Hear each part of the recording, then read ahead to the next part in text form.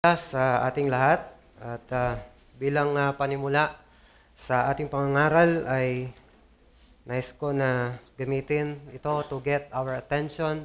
Mukhang ang Ukraine ay may bagong kalaban sa katauhan ng Pope Francis. It is because of yung mga comment niya sa NBC, sa interview niya sa NBC na sinabi niya tungkol sa Ukraine. If you see yourself defeated and it seems that things are not going good, you have to have the courage to negotiate. At tinawag niya yon na courage of a white flag. At ibig sabihin, sinasabi niya na sumuko na ang Ukraine, makipagkasundo na sa kalaban niya. Dahil doon ay sumagot ang Ukraine, ang Kiev, ang ambassador ng Kiev sa Rome ay nagsabi that we have our flag is yellow and blue. This is where we stand and this is where we fight and we are not going to raise any other flag. At sinabi niya rin na we cannot accept the logic of the Pope na hindi siya dapat tawaging courage when you are raising the white flag. So such contention or such itong hindi pagkakasundo na ito, it breeds contention and anger, and we sympathize and we kumbaga naintindihan natin ito. On the side of Ukraine, they want to fight dahil unang-una sila ay nilusob dito. They want to continue their fight against sa kanilang mga kalaban. Dahil hindi maganda na para sa kanila hindi maganda yung ganong mga comments. And pagpapakita yon na hindi talaga nakakatulong ang mga ganong mga advice for their stance. Ngunit isang kabaliktaran nun, whenever there is participation, whenever there is support, ay pagpapakita ng hindi anger, hindi dissension, kundi ito ay pagpapakita ng great joy. And that is what the Apostle Paul felt on his church, yung unang iglesia niya sa kanyang missionary journey, sa first missionary journey, ang Philippi, dahil sa kanilang participation of the gospel. Ito yun ang gusto kong makita natin sa ating message ngayon, and I want to draw your attention sa Philippians chapter 1, verses 1, ang ating text ay verses 3 to 8, but I will be reading verses 1 to 11.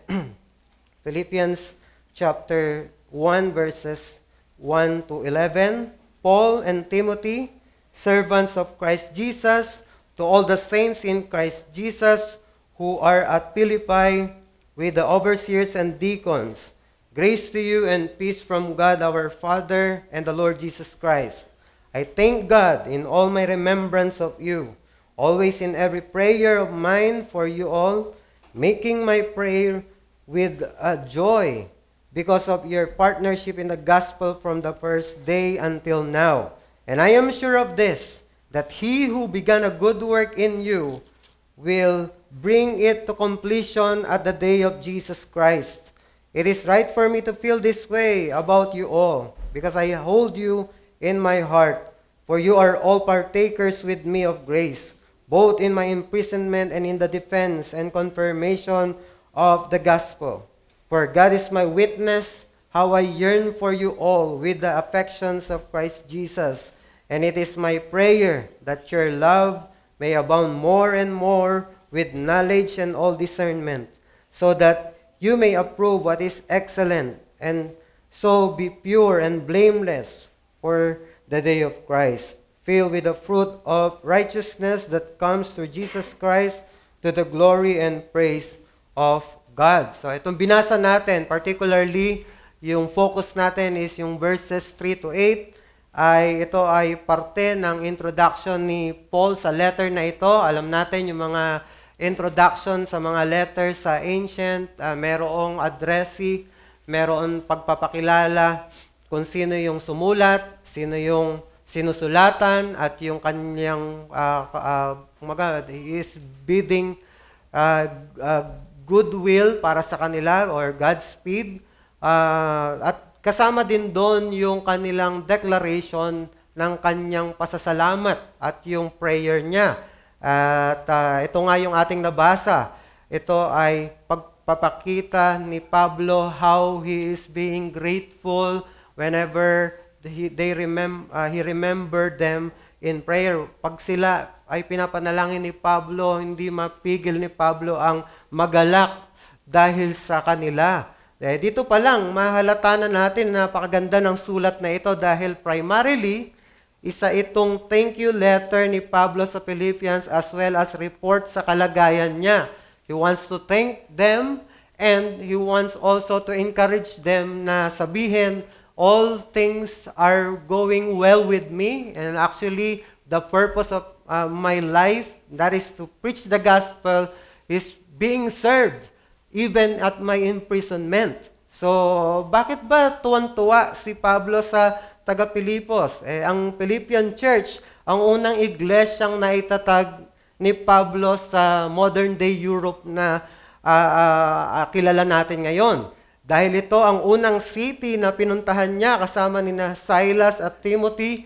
We read na nung nagkaroon sila ng vision to go sa leading ng Holy Spirit to go to the Gentiles, ang unang pinuntahan nila ay ang Europe at ang kanilang unang landing is dito nga sa Philippi.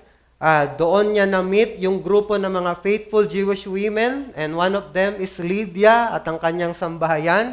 At nung nag-preach si Pablo, naligtas si Lydia at ang kanyang buong sambahayan, at doon nga naitatag ang iglesia sa Philippi. At hindi nawalan ng conflict ang kanyang ministry doon. In fact, nakulong si Paul together with Silas, but with the intervention of God ay pinalaya sila at naligtas ang Philippian jailer.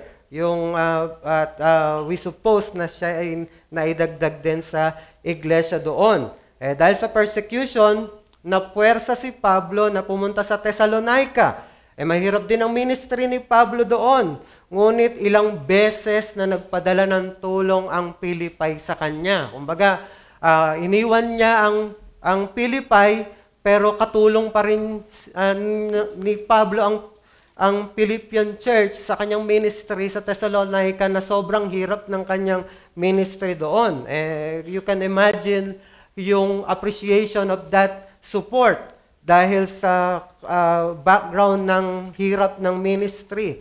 So, dahil pa rin sa persecution, umalis siya sa Thessalonica at napunta sa Berea, then sa Athens, and finally sa Corinth. At doon sa Corinth ay nagpadalang muli ng support ang Philippian Church sa kanya. 18 months na nagstay si Pablo sa Corinth. Pagkatapos ay nag-journey muli si Pablo. We call it the third missionary journey. At ang kanyang primary focus, primary goal is to raise funds for the struggling brethren doon sa Jerusalem. And it sends a message na, kumbaga parang, these Christian Jews are, kumbaga, yes, they are Jews, at we are indebted somehow sa kanila because sila yung talagang original na nag-possess ng gospel. Dahil sa kanila dumating ang Messiah, and ito yung kanyang gustong ipakita ngayon. We need to help our brethren now. Sa mga Gentiles ay ito yung gusto niyang sabihin. Sobrang hirap na itong pagkakataon na ito, kasabay ng kahirapan ng mga mananampalataya sa Jerusalem, mahirap din ang kalagayan ng Philippian Church dahil sa pressure ng mga Judaizers.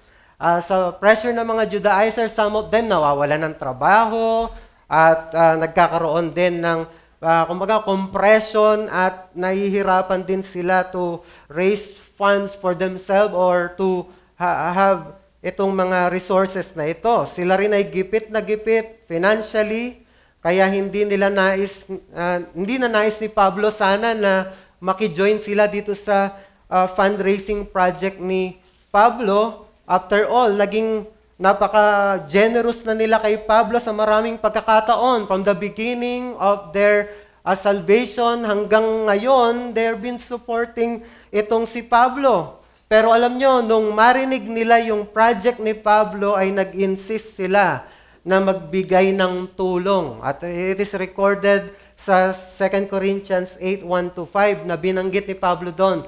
Their extreme poverty have overflowed in wealth of generosity in their part. Kumbaga, they implored Paul, Paul, sama mo kami dyan. Tulungan, wag mo kaming i-leave out.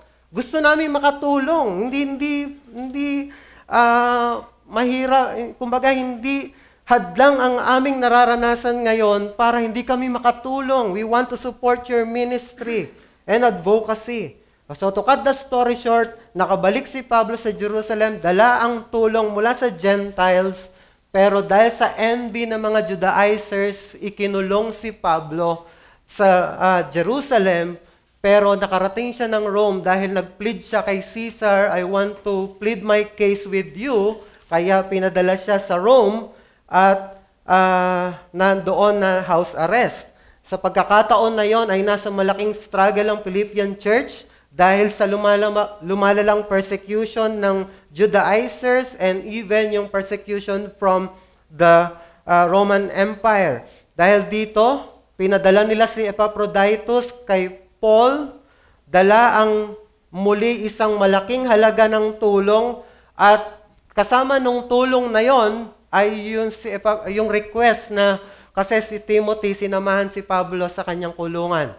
Ang sabi nila, si Timothy sana ang mag-ayos dito sa gusot namin, dito sa iglesia. Pwede bang ipadala mo si Timothy dito at si Epaphroditus ang ipalit mong maging kasama mo diyan sa kulungan?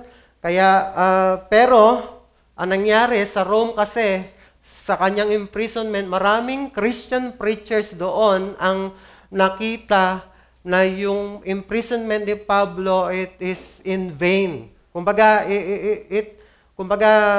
pagpapakita yon na he is not fruitful, hindi siya legit na alagad ni Kristo because he is suffering. Sa kanilang pangangaral, they preach Christ, pero kumbaga they want to exceed and they want to compete with Paul na nasa kulungan. That's why kinakailangan ni Pablo, he felt na mas kailangan ko ngayon ng preacher na mas magaan sa kalooban ko, mas kilala ko, I want someone to be with me na mas, kumbaga parang mas inline yung aming isipan pagdating sa gospel ministry. At kaya nga hindi niya pinagbigyan na padala si Timoteo doon, bagkos pinabalik niya si Epaphroditus, dala yung letter na ito sa kanila. Kaya ang letter na ito ay para pasalamatan ng Pilipay at para mawala yung pag-aalala nila kay Pablo, ay sasabihin niya sa sulat na ito na yung kanyang pagkakakulong, it really served para lalong lumaganap ang Ebanghelyo ni Kristo. His imprisonment served the very purpose of his life, and that is to preach Christ. Dahil yung kanyang bonds ay hindi naging hadlang sa kanyang pagpapalaganap ng Ebanghelyo. Kasi pag 3 beses nagpapalit-palit yung mga bantay niya, nakatanikala, kasama niya, ganun yung intensity ng security ng panahon na yon. And during those moments, we can assume that Paul is displaying the gospel, or at least displaying the gospel or preaching the gospel sa tao na yon. At nakita natin yung bunga nun sa other account that the house of Caesar have been saved and wants to greet the brethren. So, papapakita yon na yung purpose ng buhay ni Pablo ay na-serve even on his bond.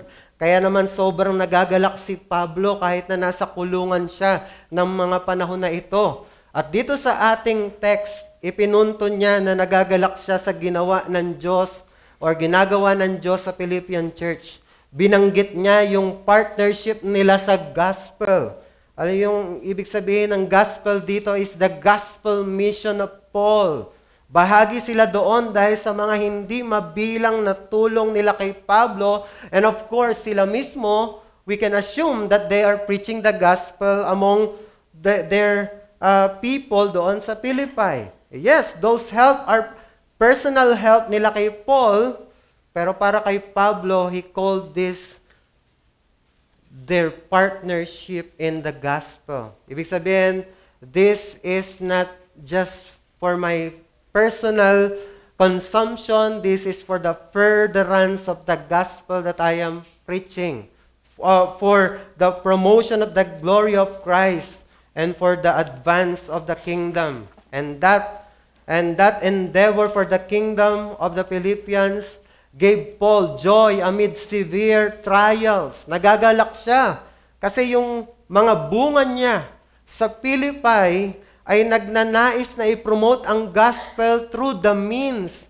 na kaya nila. And that's the proper source of joy for a servant of Christ. Imagine Paul, dapat dito siya nakatingin sa sarili niya at this moment. Kawawa naman ako, I'm here, nakakulong. After all, ito ba yung tatanggapin ko na bunga ng aking pagpapagal? Pero hindi niya tiningnan yung kanyang sarili. Ang tiningnan niya is what has happened to those people that I have ministered to. At ang ganda ng kanyang nakita, they are been supporting me at this time. In other words, kung tunay tayong lingkod ni Kristo, ang pinakamakakapagbigay sa atin ng kagalakan ay ang makitang mga kapatid na nagmamalasakit sa gawain ng iglesia at sa ikapupuri ni Kristo. Mas magandang makahanap tayo ng kagalakan, hindi doon sa mga benefits na para sa atin, kundi doon sa ano yung ginagawa ng Diyos. Dito sa mga taong ito, that they are living their life for the cause of the gospel. At kung servant ka ni Christ, you should be like Paul, having this joyful recognition of those gifts. Kaya makita natin yung message natin dito. The congregation's care for the ministry of Christ gives joy to all His servants. The congregation's care for the ministry of Christ gives joy to all His servants. Ang malasakit ng kapatiran sa gawain ni Kristo ay nagbibigay ng kagalakan sa lahat ng kanyang mga alagad or lingkod. Totoo ito kay Pablo. Kasi alam niya na alipin siya ni Kristo. Sa katunayan, hindi niya ginamit doon sa kanyang salutation dito, hindi niya ginamit na Paul, an apostle of Christ. Binanggit niya Paul and Timothy, servants of Christ Jesus. At in-involve niya si Timothy. Hindi naman co-author si Timothy dito. Gusto niya lang sabihin that we are servants of Christ. I am servants of Christ together with your love, Timothy. Beloved, Timothy. So, alam mo ibig sabihin ng servants? Di ba? Ang servants ay doulos or alipin. Ang primary role ng servant, lalo na nung panahon nila, mapagsilbihan ang kanyang Panginoon. So whenever his Lord is being served, whether siya mismo ang naglilingkod or iba ang naglilingkod, ay source of joy and fulfillment ng isang servant. So all efforts of others for the promotion of our Lord should give the servants joy, should give us joy. Kasi kung napopromote ang glory at yung service para sa ating Panginoon, being the servants of Christ, tayo din ay dapat magbigay ng kagalakan whenever that is being put in place. Kaya napaka-genuine kapag nagpapasalamat ang pastor sa miyembro, whenever a pastor thanks the ministry of one of his people, whether direct help ito sa kanyang ministry or indirect, o whether ito ay tulong mismo sa pastor o kaya tulong niya sa gawain. These are all for the gospel and the promotion of the glory of Christ. I remember my former pastor, lagi niyang sinasabi whenever someone has accomplished something, whether malaki o maliit, lagi niyang sinasabi, anak, salamat sa malasakit sa gawain. And that parang napaka-genuine, kahit paulit-ulit, the same phrase na maririnig mo. Pag naririnig mo yon from a pastor who really loved the church, napaka-genuine. Pero hindi lang ito source ng joy for the pastor. Dahil hindi lang ang pastor ang lingkod ng Diyos. Lahat tayo ay alagad ni Kristo. So tayo rin ay dapat magkaroon ng kagalakan sa bawat effort ng ating kapatid para sa gawain, katulad sa Philippians.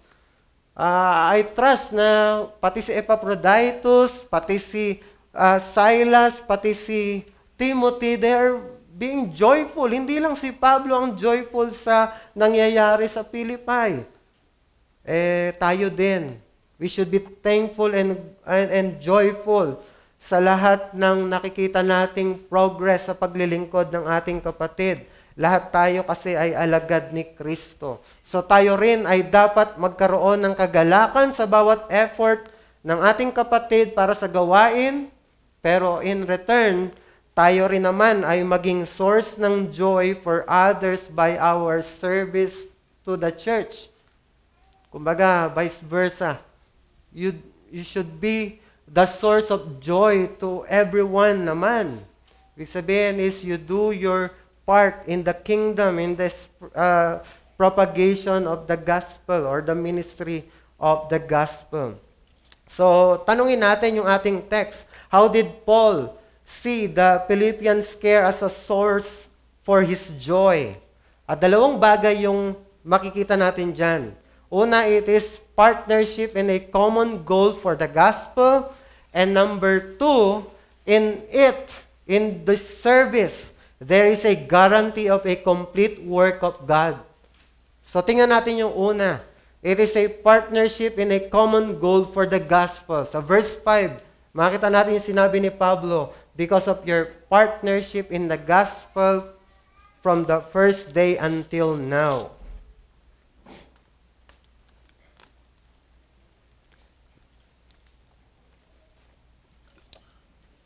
And please notice, this is Paul's first reason why he is joyful for the Philippians. At pinoint out niya dyan yung participation nila in the gospel. Yung partnership, it is from the Greek word koinonia, wherein we get our English word fellowship. And another then ibig sabihin niyan ay partnership. Just like in a business, just like yung sila Peter, James, and John, they are partners sa business ng pagpangingisda. So, ganun yung ginagamit yung partnership dito, yung koinonia dito. At yung gospel dito, this is in the active sense. Ibig sabihin, hindi yung core ng gospel mismo, yung kanilang pagpapartner, hindi sila nagpa-partner sa gospel lang mismo. Of course, that is given. Pero ang paggagamit ni Pablo dito is in the active sense, meaning they are partners in the spreading of the gospel. May partnership sila sa pag-spread ng gospel. They have become partners with Paul in his work of spreading the gospel of Christ. Papaano? In particular, did they become partners of Paul in spreading the gospel? And we can see yung mga hint.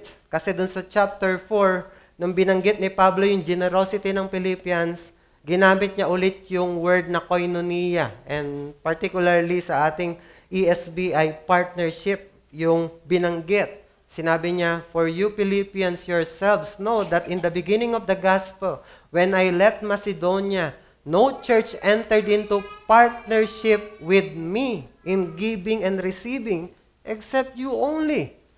So, pagpapakita na yung paggagamit ng partnership dito ay patungkol doon sa kanilang gift kay Pablo. Ganon din, nung binanggit ni Pablo yung patungkol sa benevolence nila sa Jerusalem, whether it is from Romans 15:26 or 2 Corinthians 8:4, ginamit niya ulit yung koinonia na ibig sabihin ay contribution o kaya ay binanggit niya yung taking part.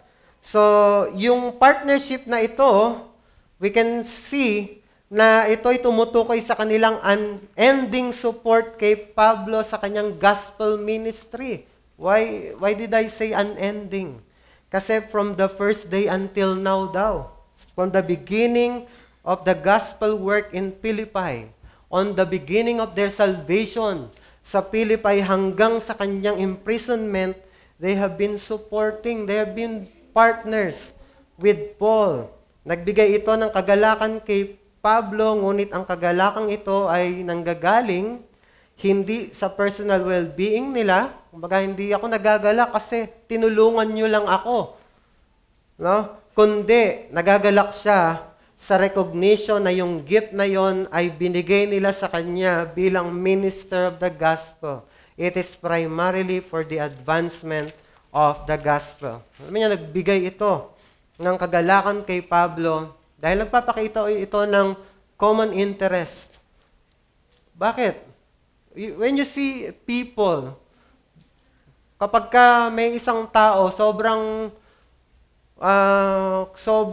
addict o kaya parang sobrang fascinated siya dito sa isang bagay na kanyang kinugugulan ng pansin, kapag ka siya lang mag-isa at wala nakaka-appreciate nung kanyang nagugustuhang gawin, it seems boring at saka parang there's something lacking. Pero biglang somehow sa along the way, nakamit siya ng tao na parang the same yung kanilang interest at ang dami niyang alam tungkol dito, pinag-aralan niya ito at na katulad noon mayroong galak sa kanila with this common interest na ito, magkakaroon ng buhay at kagalakan ng tao na ito. This is what happened to Paul. Paul have given up everything for Christ and His gospel. Yung pagpoproklama ng gospel ang dahilan bakit siya naroon sa Rome. At ang greatest joy ni Pablo ay makita na yung gospel ministry niya ay namumunga. Kaya nga nagagalak siyang ibalita sa kanila na yung nangyari sa kanya sa Rome, sinabi niya sa verse 12, nag-serve for the advance of the gospel. And you know what is the greatest fear of Paul? It is recorded in chapter 2. I cannot locate anong verse, pero ang greatest fear niya ay yung mapunta sa wala yung kanyang pinagpaguran. Na he have just run in vain. Yun ang greatest fear niya. Because he wants fruit sa kanyang mga ginagawa. But this church proved that his labor is not in vain. In fact, they have been supportive in his ministry. Pagpapakita ito na mayroon silang shared vision. And that is, ang vision nila is to give importance and priority of the gospel. They are prioritizing and putting first the gospel before themselves. So this is more than enough reason for joyful thanksgiving to God. So the point is this, it is joyful to see the brethren united in giving importance and prioritizing the gospel in their conduct. Whether pagbibigay yan, whether paglilingkod yan, whether pamumuhay yan, when their life reflects yung priority nila sa gospel, it is joyful to see kapag ka ganon. So, isang kagalakang makita ang mga kapatid na nagkakaisa sa pagbibigay importansya at pagpapahalaga sa ebanghelyo sa kanilang pamumuhay. Kapag nakita mo na bawat miyembro ng iglesia ay nagpapahalaga sa ebanghelyo, ay may kagalakan sa puso. Bakit? Kasi doon makikita kung lumalago ang iglesia. Malago ang iglesia kung mas nauunang ikonsidera ang gospel matters or kingdom matters bago ang pangsariling kapakanan. Kapag kaya na nila, katulad sa mga Philippian believers, they're willing to sacrifice just for the sake of the gospel.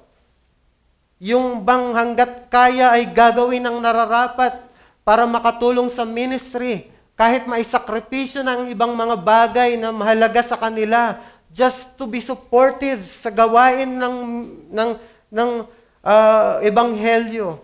Yun bang nagpupumilit pang makatulong, just like what happened to them during those time na naghihirap sila and the people in Jerusalem are struggling. Nagpupumilit pa sila, Paul, sama mo kami dyan.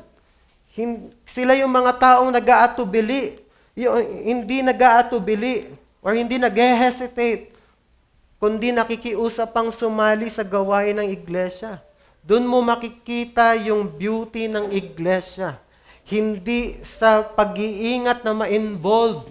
Kumbaga, I don't want to be involved. I don't want to have anything to do sa ministry na yan. Baka ma-expose ako, kaya baka magkaroon lang ako ng conflict sa isang tao sa ganon. Hindi sobrang nag-iingat na ma-involve, kundi nagda-dive in sa ministry na kaya mong gampanan. Whenever you know, kaya mong gampanan isang bagay, you dive in. And that gives sa buong iglesia a joyful sight. Whenever nag-uunahan ang mga member, ako na. Hindi yung, wag ako. Hindi lang pastor ang nagagalak, kundi lahat ng miyembro. Kung alagad tayong lahat ni Kristo, lahat tayo ay maiengganyan na makita ang ganitong buhay. Kaya I want to challenge tayong lahat, and even myself, show your love for the gospel by the amount of sacrifice you are prepared to make to help its progress. Ipakita mo yung pagmamahal mo sa gospel sa pamamagitan ng sukatin mo. Gaano ka kahandang magsakripisyo para makatulong sa pagpapalaganap nito? Kaya mo bang magsakripisyo para sa gospel ministry? Diyan mo sukatin kung mahal mo ba talaga yung gospel na nakarating sa'yo, na nagligtas sa'yo. Na from Paul, he fought this and then lumaganap, nakarating sa Pilipinas at sa panahon mo naabot ka ng ebanghelyo. Do you love that gospel na nagligtas sa'yo? Do you love the message of Christ? Do you love Christ Himself? Pakita mo yon by being able to sacrifice for the propagation of it. Paano natin mapapakita ito? Of course, a direct application is what the Philippian church have done. May papakita ang pagmamahal sa gospel by our monetary support in the ministry. Just like what they did here. At ang regular avenue ng pag-support natin sa ministry ay yung ating offering. We have an avenue to support the ministry and that is through our offering. Ito ang nagpopondo upang magpatuloy ang gawain ng pangangaral ng ebanghelyo sa lugar na ito. We can learn from the Philippians. Paano nila ginawa ito? The Philippians did it continually from the first day until now. Kaya sa patuloy na pagbibigay ng kaloob, dito natin mapapatunayan yung pagpapahalaga natin sa ebanghelyo ni Kristo.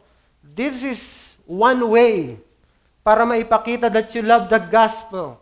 You support it monetarily, just like what these people are doing. There is joy pag nagpapatuloy ang preaching every Sunday. Kasi napapakain ang ating kaluluwa, di ba? Naririnig natin si Kristo at dito tayo nakakakuha ng lakas for the week ahead. And there is joy kapag nagpapatuloy ang ating online ministries. Kasi madaming nakakapakinig ng ebanghelyo. Ano, masayang malaman na maraming nakakakilala na ngayon sa SABC dahil sa ating online presence. Pero mas nakakagalak na marami ang namumulat sa Reformed Theology na nag-e-emphasize ng glory ng Diyos at ni Kristo at nagpapababa ng ego ng tao. Pero sa likod ng mga successful ministries na ito, whether sa preaching natin dito every Sunday or sa online presence natin, sa likod ng mga successful ministries na ito ay yung undying support nating lahat. Kaya katulad ni Pablo, nais ko kayong pasalamatan in behalf of the officers ng iglesia. May you continue in your support. And we appreciate all that efforts. Pero hindi lang sila nagbigay continuously. We can learn from this that they also gave sacrificially. Hirap na nga sila sa sarili nilang pangangailangan. Hikahos na nga sila. Pero ganun pa man ay nagbigay pa rin sila. All because they love Paul as a minister of the gospel. And they love the gospel itself. And they love the person of the gospel. The person of whom the gospel speaks. Kaya hindi hadlang yung kahirapan para maipakita yung pagpapahalaga sa gospel. In fact, dyan mo mapapatunayan ngayon that you really love the gospel. Kung kaya mong isakripisyo yung dapat ay para sa iyo para makabahagi sa gawain ni Kristo. Kung kaya mo, hanggat maaari, ay you support the ministry kahit na ikaw ay mismo ay nahihirapan. Kaya again, katulad ni Pablo, nais ko kayong pasalamatan sa mga pagsasakripisyo natin para matustusan ang pangangailangan ng gospel ministry ng iglesia. I want to use Paul to appreciate all of you na ginagawa ito. At hindi lang giving makikita, sa giving makikita ang prioritization ng gospel. Makikita rin ito on how we conduct ourselves and manage our lives. Paano? Una, supporting the proclamation of the gospel every Sunday. By supporting the proclamation of the gospel every Sunday, paano mo masusuportahan yon? By your presence. Do we support the proclamation of the gospel every Sunday by being here every services unless we are providentially hindered? Our sister was here kagabi pa, pero it happened na mayroong providential hindrance, that's why umalis siya. But we understand that. Kung walang circumstances, nandito siya kasama natin siya. So, are we having that support in our gospel ministry or gospel proclamation? Tayo ba yung kilalang mahirap, maaya na umalis pag linggo? Or tayo yung naghihintay lang na maaya at sasama na lang kaagad kahit na may gawain ng iglesia? Hinihintay lang ang reason para umabsent. I hope walang sa atin na ganon. And number 2, we can live this gospel love na ito by living a gospel-driven life. Paano yon? Just like what we have learned sa Sunday school. Makikita mo yung priority ng gospel kung nakikita sa iyo yung kababaang loob, meekness, yung forgiving attitudes natin, na hindi tayo nagtatanim ng sama ng loob. Mas madali tayong makipag-reconcile kaysa sa mga kapitbahay natin. Yung pagiging tapat at makatao natin, that's the gospel-driven life. Dahil ganyan ang pinakita ng Diyos sa atin nung tayo niligtas niya. And then number 3, by choosing to suffer inconvenience for the sake of the gospel. When you are facing tough decisions on opportunities that would affect your testimony or your walk with God, would you choose the hard path of letting go that opportunity to continue your service to Christ? Because by doing that, pag di mo ginawa yon, the people will just laugh at us at sasabihin, wala ka naman palang pinagkaiba sa amin eh. Kakagatin mo rin pala yan eh, kung may pagkakataon ka lang. Pero kung maninindigan tayo sa pagmamahal natin sa gospel and we would not choose that better opportunity dahil alam mo makaka-apekto ito sa iyo, that's the time that we can be the salt and light of the world by being different. And doon mo makikita, may papakita that the gospel can shine through this dark world. Ganyan ang pinakita ni Bert Parson. He was offered to join itong binubuo na Backstreet Boys, but he refused because he knew he has this calling from God. We know paano naging successful ang Backstreet Boys nung 90s. Pero tinanggihan niya ito. So, kumbaga parang tinanggihan niya. So, nakita niya ngayon, sumikat ang Backstreet Boys. I don't know kung sino yung mga kasama noon. Hindi ko alam yung band na yon. I know their song, pero hindi ko sila kilala. But I know na talagang kumita, naging successful ang band na ito. Ngayon, bumalik yung manager at nag-offer sa kanya ng bagong offer na maging member or first member ng isang band na mas magiging better at successful sa Backstreet Boys. Kumbaga parang knowing what happened to Backstreet Boys, and this is a greater offer now. Ang ginawa niya is he refused the offer once again. Ito ay dahil alam niyang gusto ng Diyos na maglingkod siya bilang pastor. And now, he is happily pastoring in St. Andrew's Chapel sa Florida. At siya din ang editor ng Table Talk magazine doon sa Ligonier. He chose that path over against this greener pasture na ino-offer sa kanya. So, handa ka rin bang ipakita yung beauty of power ng pagsasakripisyo sa gospel? Or pagsasakripisyo para sa gospel? Kung hindi, tumingin ka kay Kristo. Dahil sa Kanya makikita ang kagandahan ng pagsasakripisyo.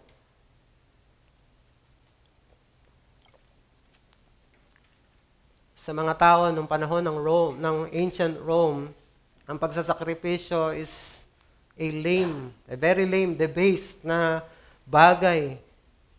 They don't see it as beautiful. Pero si Kristo, He chose that path of sacrifice. Give up niya lahat para lang sa kalooban ng Diyos. And that is to save us, to save you and me. Kahit yung pagiging Diyos niya ay hindi niya ginamit para magpakababa.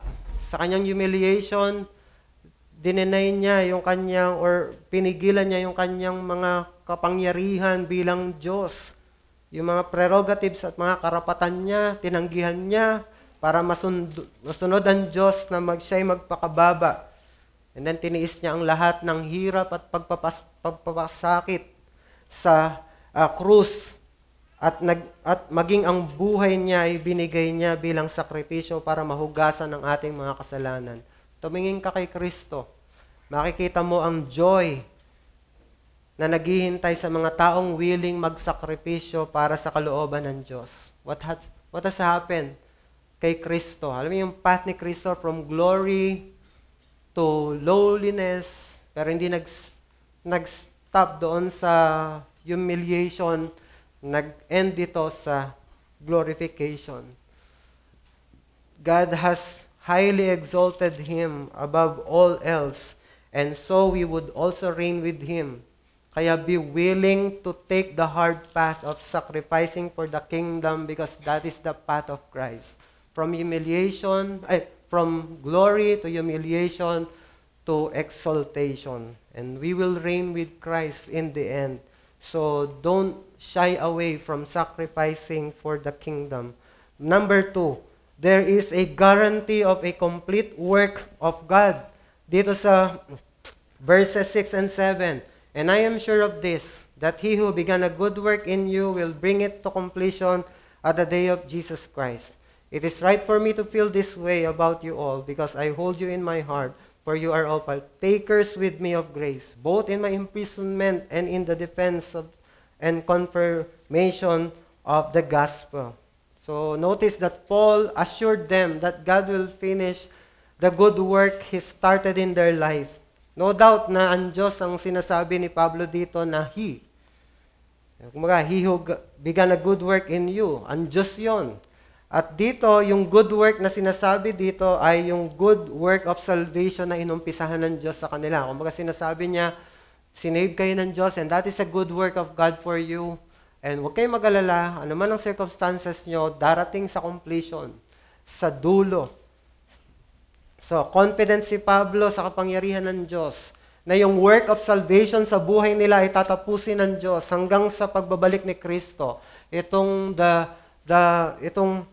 word na ito na pagbabalik ni Kristo, this is a biblical way of saying at the end of time. Kaya nga, we know na ang consummation will happen at the coming of Christ. Wala nang susunod pang ibang event dito sa lupa, kundi yung coming ni Christ. This is a biblical way of saying, at the end of time, ay iko-complete ng Panginoon, wala sa inyo ang malalagas.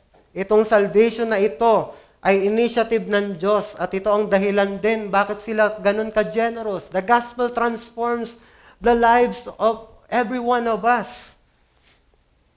At umaasa siyang hanggang sa dulo, He will complete it. Kasama na rin doon, you will be generous. Patuloy kayong magiging ganyan dahil nasa inyo ang tulong ng Diyos. Bakit siningit ni Pablo itong confidence sa sovereignty ng Diyos in their salvation? Dito ay thanksgiving ito sa partnership nila sa gospel. Bakit? Kasi yung kanilang generosity, ito ay concrete evidence ng kanilang kaligtasan. So, Paul wants to encourage them amidst their persecutions to continue doing good, for their afflictions will not hinder their spiritual journey. They will reap in due time, for God will complete or consummate their salvation which He has begun.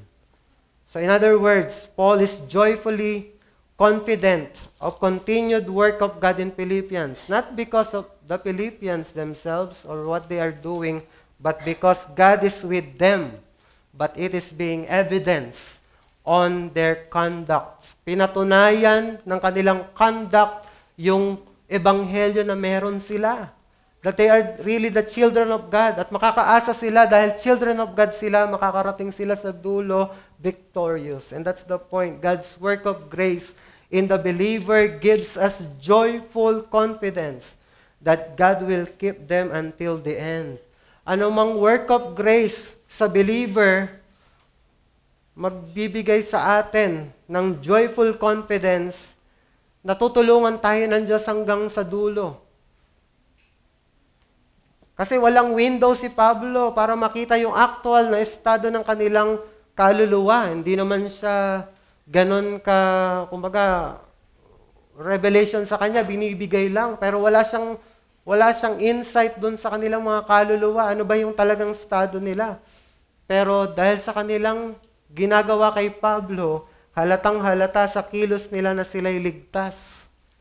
Sinong unbelievers ang constantly mas uunahin ng ibang tao kaysa sa sarili nila sa oras ng kagipitan. Lalo na hindi naman nila kamag-anak si Pablo.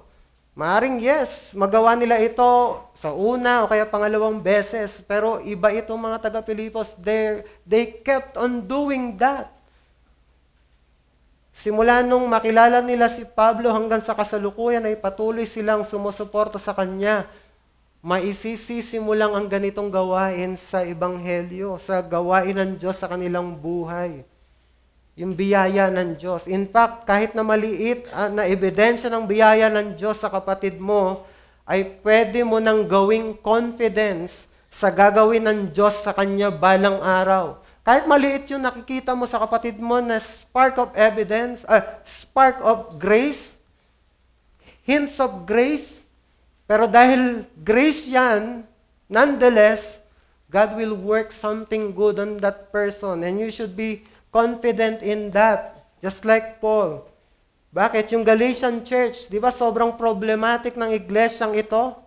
Kasi nasa edge na sila ng pagsira ng gospel dahil naniwala sila doon sa mga Judaizers na kailangan ang law para maligtas.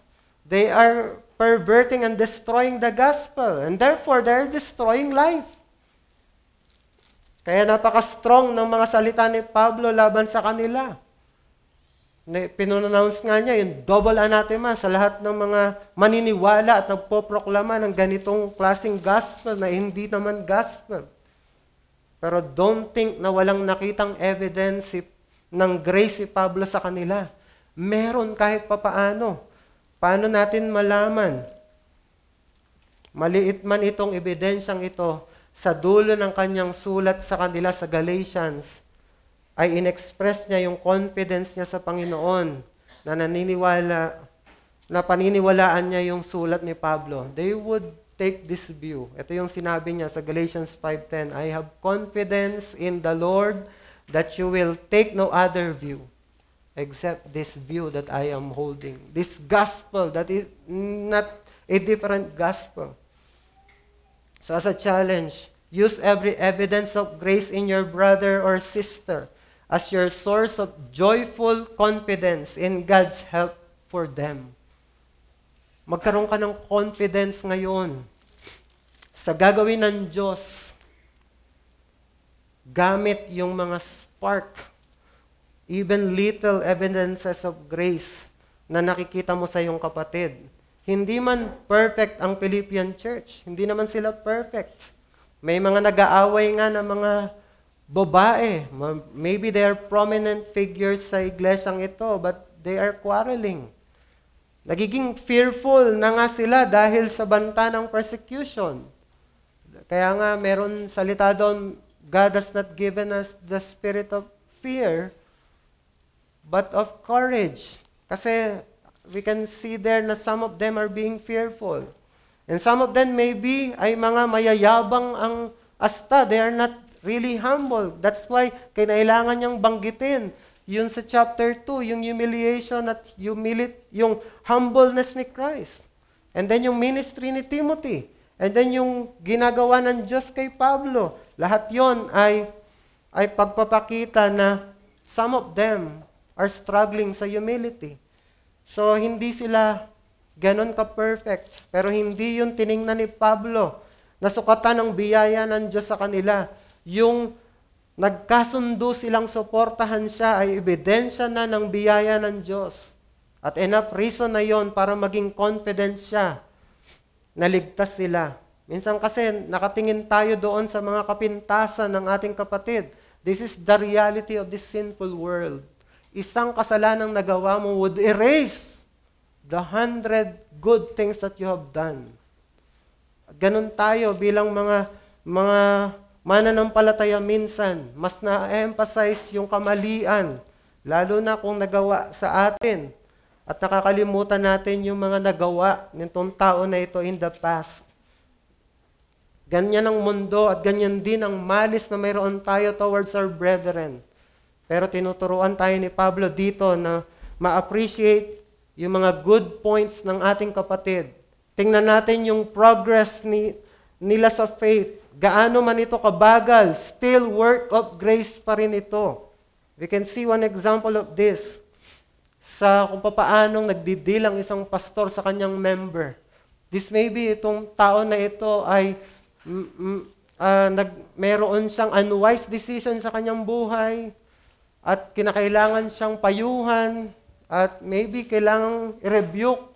Pero the pastor would go to him, yes, boldly, at sasabihin sa kanya, itong kasalanan niya, itong pagkakamali niya, pero bago niya gawin yon, is he would emphasize something good in that person. It is because he is a brother. In fact, bago pa niya kausapin itong tao na ito, is papanalangin niya sa Panginoon, Lord, I will be speaking sa kapatid na ito. And I trust nakikilos kayo because he is your child. He is your son. He is your daughter. Anak mo siya. Ibig sabihin, nasa kanya ang biyaya ninyo sa kanya. That way, sa mga ganong pagkakataon, mawawala yung proud spirit natin na holier than thou attitude natin o kaya yung malice at mas mapupuno tayo ng kagalakan sa ating puso towards our brother, just like Paul. Ganito si Kristo sa kanyang mga alagad na mababagal umunawa. Kahit na sinabihan na sila sa mangyayari sa krus at sa kanya mismo, nagawa pa rin nilang tumalikod. Hindi siya, may isa pa na nagduda sa resurrection ng Panginoon. Pero lahat sila ay inunawa at pinatawad ni Jesus. Hindi siya humanap ng kapalit nila na mas magiging magaling, umunawa kaysa sa kanila. Sila pa rin ang pinili ni Jesus na maging alagad kasi confident siya sa gagawin ng Diyos sa kanila. What happened to them after the ascension? Sa Pentecost, bumaba ang banal na Espiritu. And these people, ano nangyari sa kanila? They spoke like no other. At sinabi na, di ba, mga fishermen ito, mga tao nito, but they are speaking authoritatively. Nagtaka sila. Kasi ganun kumilos ang Diyos.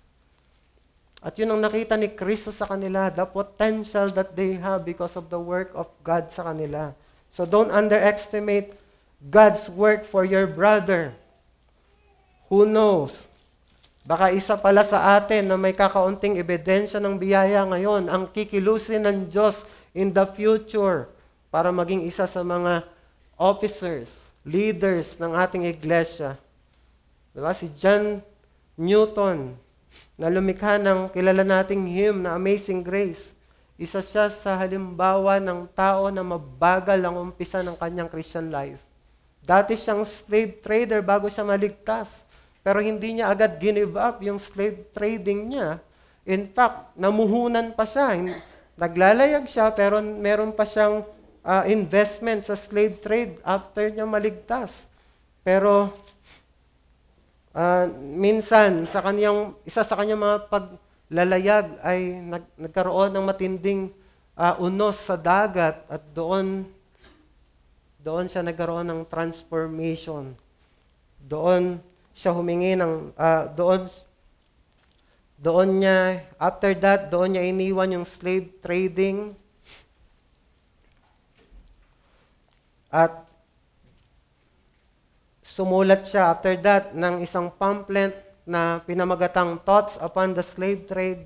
Doon siya humingi ng tawad sa participation niya sa pinaka-inhumane na kalakarang yon. We know how papaano sila tinitreat itong mga slaves na ito from Africa.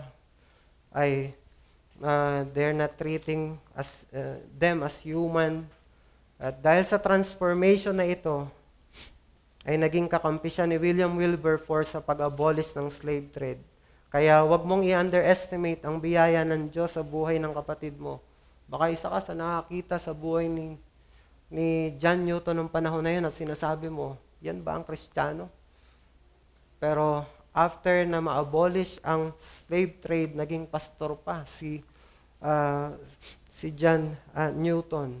That grace can make great transformation in the long run. So, magkaroon tayo ng confidence sa gagawin ng Diyos sa ating kapatid. At ganyan ang gospel na ino-offer ng Panginoong Jesucristo. Ganyan si Kristo bilang Panginoon. Sino mang mapupunta sa Kanya, hindi mapapahiya. Sino man na matatanggapin or mapupunta sa Kanyang fold, ibig sabihin tatanggapin yung Kanyang pagkapanginoon, kikilalanin yung Kanyang kaligtasan na ginawa doon sa krus ng Kalbaryo bilang Kanyang kaligtasan mismo, in the end, hindi ka, nasa iyo ang huling halakhak. You would reign with Christ. Kaya kung wala ka pa kay Kristo, nasa sayo ngayon ang ebanghelyo ino-offer sayo. Tanggapin mo si Kristo bilang Panginoon at tagapagligtas at ikaw ay magkakaroon ng ganung confidence sa iyong buhay. Hindi ka mapapahiya, hindi masamang Diyos si Jesucristo. Siya ang pinaka-gentle at pinaka-mabait na Panginoon. At kung sa tingin mo, wala ka ng pag-asa, don't believe that. The gospel, yung grace na meron sa gospel at yung kapangyarihan ng Banal na Espiritu ay more than enough to transform a vicious criminal. At mas masahol pa sa atin. So as a conclusion, joyfulness in others' goodness is a mark of Christ's true servant. Let's pray. Lord, we are grateful for this message. Help us, Lord, to apply this in our heart. Fill our hearts with joyfulness by watching our brethren having this grace na meron sila from you. And our confidence is not in them, but your power and your design for all your people. Salamat po, dalangin namin ito sa pangalan ni Jesus. Amen.